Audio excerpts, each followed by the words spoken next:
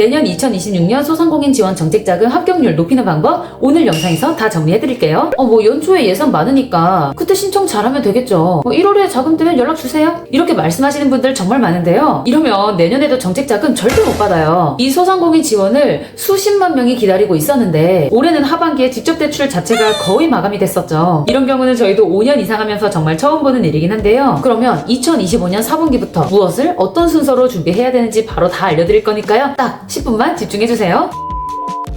정책자금은 연초에 가장 많이 풀리는 건 맞는데요. 실제로는 1월에 시작되는 게 아닙니다. 대표님들이 생각하는 정책자금 받는 순서가 보통 이런데 새롭게 공고가 뜨면 접수를 하고 심사를 받고 은행을 가거나 입금을 받는다 이렇게 단순하게 생각하시는데 정책자금은 단순히 돈을 빌려주는 절차가 아닙니다. 기업의 현재 상태랑 미래 가치, 가능성 이런 것들을 종합적으로 진단, 평가하는 시스템인데요. 그래서 심사기관은 기업을 이런 관점에서 주로 들여다봅니다. 최근 1년간 들어온 재무 상황, 대표자의 신용 흐름, 기업의 기술력과 경쟁력, 기존에 쓰고 있는 대출 관리 상태 이 네 가지 정말 너무나도 중요한데요. 이 네 가지 나중에 1월달에 들어가서 신청할 때 바꿀 수가 없어요. 그래서 저희 LI 파트너스 쪽에도 정책자금 문의 주시는 대표님들한테 이 네 가지 먼저 정확하게 여쭤봅니다. 이 네 가지 중에 하나라도 조금 문제가 있다면 지금 이번 달부터 준비 꼭 하셔야 된다고 꼭 말씀드리고 있죠. 정책자금은 타이밍도 중요하지만 준비 싸움이다. 이제는 사실상 제대로 된 준비 없이 정책자금을 받을 수 있는 시대는 끝났다고 보시면 됩니다. 일단 접수자가 너무 많고요. 예산은 늘어나곤 있지만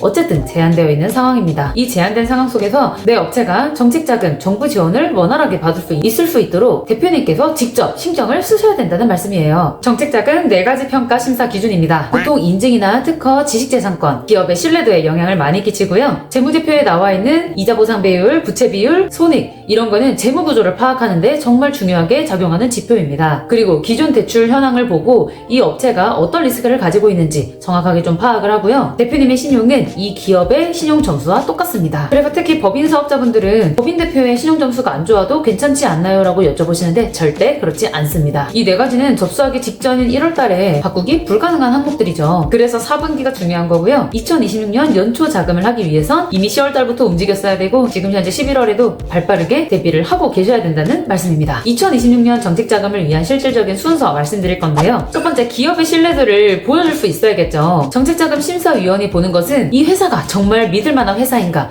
이걸 정말 중요시 여겨요. 믿을만한 회사로 보이려면 뭐가 필요하죠? 정확한 서류가 필요해요. 근거 자료가 필요한 건데 방금 말씀드렸던 특허, 상표권, 지식재산권 이런 거는 기술력이나 차별성을 빠르게 보여줄 수 있는 지표가 될 수 있고 ISO 기반 조직 체계 최근에는 ESG 평가가 중소기업까지 내려왔어요. ISO는 ESG 서류를 직접적으로 보여줄 수 있는 거의 유일한 서류이기 때문에 이런 것도 가지고 있으면 정말 좋겠죠. 그리고 업력별 인증 3년 미만의 경우에는 연구 전담 부서나 벤처 인증 있으면 가점 사항이 되겠고 3년 이상이면 이노비즈나 메인비즈 이런 게 가지고 있으면 확실하게 가점 사항이 되겠습니다. 특히 기업의 표면 신뢰도도 많이 달라지고 관리자 입장에서도 한번 지원 심사 해볼 만한 회사다 이렇게 평가하기 때문에 이런 가점 사항들이 확실하게 내가 준비할 수 있는 거라면 미리 준비해 두시는 게 좋겠습니다. 두 번째, 재무구조인데요. 재무제표는 심사기관이 타협하기 정말 쉽지 않은 항목인데요. 특허나 연구소가 없어도 심사는 받을 수 있습니다. 하지만 재무제표상의 구조가 탄탄하지 않다면 이거는 바로 부결될 수 있는 사항이에요. 그래서 제가 수많은 기업 컨설팅을 해온 결과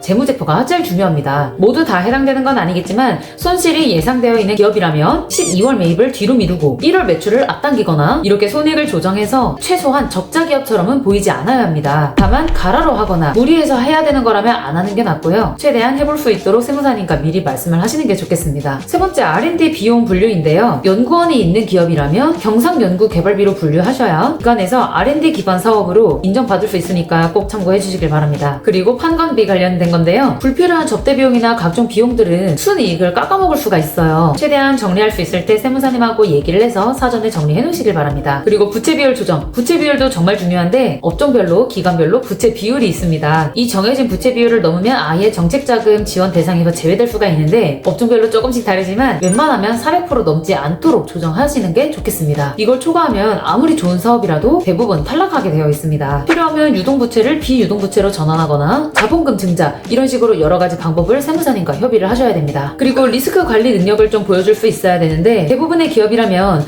개인 대출이든 법인 대출이든 사업자 대출이 있을 겁니다. 심사위원이 봤을 때 이 회사는 리스크를 제대로 관리할 수 있는 회사인가 이걸 중점적으로 보는데 내가 가지고 있는 기존 대출들을 좀 세분화해서 표로 정리해주는 것이 좋습니다. 대출 시점, 대출 금액, 금리, 은행 이걸 표로 만들어서 사전에 갖고 있다가 담당자가 물어봤을 때 이런 부분들을 시원하게 말을 해주시면 이 회사는 가지고 있는 채무를 정확하게 알고 있고 어떻게 상환할 건지 이런 것들을 면밀하게 보고 있다라는 점수를 얻을 수 있을 겁니다. 이건 기업의 경영 통제력이 한 번에 드러날 수 있기 때문에 담당자의 역량에 따라서 가점사항을 얻을 수가 있으니까 이거는 미리 대비해 두시는 게 정말 좋겠습니다. 그리고 대표자 신용점수인데요. 대표님의 신용점수는 정책자금 승인 마지막 버튼이에요. 아까 말씀드린 것처럼 사업성이 아무리 좋더라도 대표님 신용이 너무 낮거나 안 좋은 상태면 보증이 나가기 어렵습니다. 신용 때문에 부결되거나 아니면 한도가 깎이거나 금리가 높아지거나 하는 억울한 경우가 생길 수 있으니까 신용점수는 내가 정책자금을 접수하기 3개월 이전부터 대출이자나 카드값 연체 절대 없이 관리하시길 바랍니다. 그리고 신용보증기금이나 기술보증기금 이런 보증기관 대출 상담을 지속적으로 계속해서 받는 것은 조금 추천드리지 않습니다. 조회 이력이 쌓이면 점수도 떨어지고 단기간에 회복이 어려울 수 있습니다. 특히 K12 나이스 신용점수 분리해서 나오는 건 알고 계시죠? 이 점수 분리해서 잘 관리하시고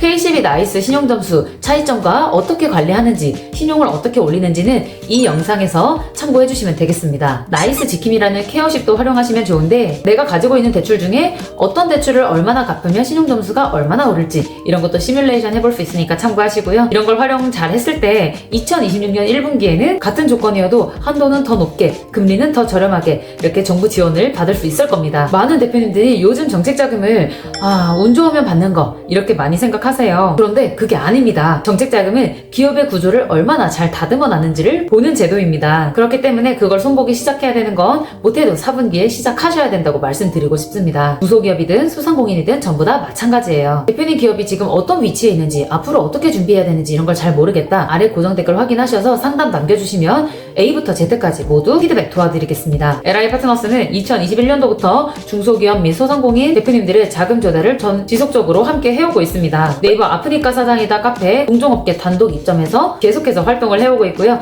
네이버 블로그나 카페, 인스타그램, 유튜브 모두 적극적으로 활용을 하고 있으니까 궁금하시면 방문하셔서 매일매일 올라오는 정책자금이나 정부지원금 뉴스 확인하시면 되겠고요. LI 파트너스 오픈 채팅방 들어오시면 맨날 올라오는 정책자금, 정부 무상지원금, 뉴스, 정보, 공유 즉각적으로 해드리고 있습니다. 그리고 오픈 채팅방에서는 무료 피드백도 가능하니까 이 점 참고해 주시고요. 상담이 급하다 그러면 위에 직통번호 남겨놨으니까 바로 전화 주시면 되겠고요. 내가 전화가 어렵다 이러신 분들은 카톡 채널 추가해 주시고 카톡 남겨주시면 순차적으로 빠르게 상담 도와드리겠습니다. 올해 정말 마무리부터 내년 준비까지 잘해서 2026년에는 대표님께서 원하는 정부 지원 혜택 모두 받으시길 바랍니다. 지금까지 LI 파트너스 여팀장 여바른이었습니다. 감사합니다.